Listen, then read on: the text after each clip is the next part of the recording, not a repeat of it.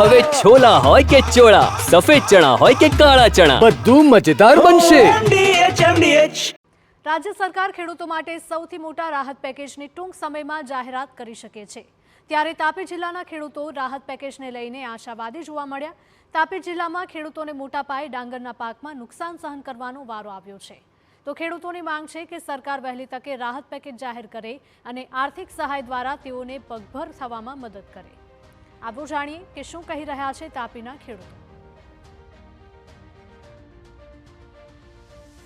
માં પડેલા કમોસમી વરસાદે ગુજરાતના ખેડૂતોને રાતા પાણીએ રડાવ્યા છે। તેમાં તાપી જિલ્લો પણ બાકાત નથી। તાપી જિલ્લામાં પણ કમોસમી વરસાદને લઈને પારાવાર નુકસાની થઈ છે, જેનો સર્વે તાત્કાલિક ધોરણે સરકારના આદેશથી ખેતીવાડી વિભાગ દ્વારા પૂર્ણ કરી દેવામાં આવ્યો છે। તાપી જિલ્લામાં સર્વે પૂર્ણ થઈ ગયો છે।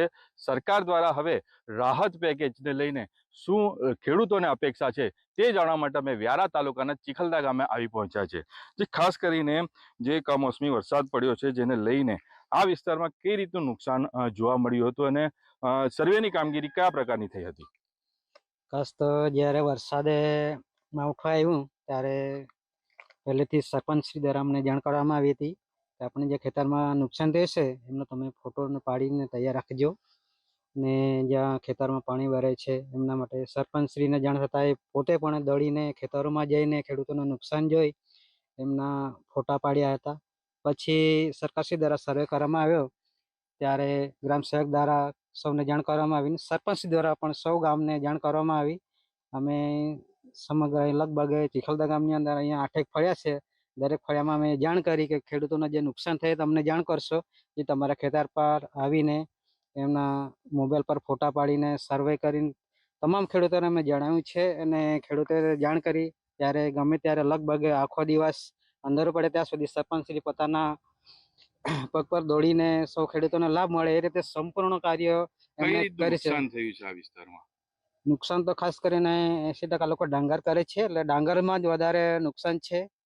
એટલે ડાંગર પણ વાત કરી તેમ પશુપાલન પણ સાથે સંકળાયેલ છે, એટલે ખાસ તો આમ ઘાસચારો જે બગડી ગયો એના લીધે ખેડૂતો વધારે ખોપડી સ્થિતિમાં ગણી શકાય છે આપણને। જે આપણી સાથે બીજા પણ અન્ય ખેડૂત જોડાયા છે, આપણે જાણીશું કે જે ખેતી પાક ખાસ કરીને ડાંગર કે જે પાક લેવો છો તે તૈયાર કરવા માટે તેમાં દવા બિયારણ વગેરેનો ખર્ચ કયા પ્રકારનો કરવામાં આવે છે અને તેમાં તમને રાહતને લઈને શું અપેક્ષા છે?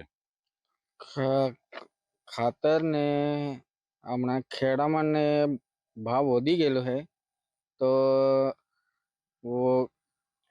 કયા પ્રકારનું વળતર મળવું જોઈએ આપને? જે પ્રમાણે નુકસાની થયું છે તે પ્રમાણે તમને શું આશા છે?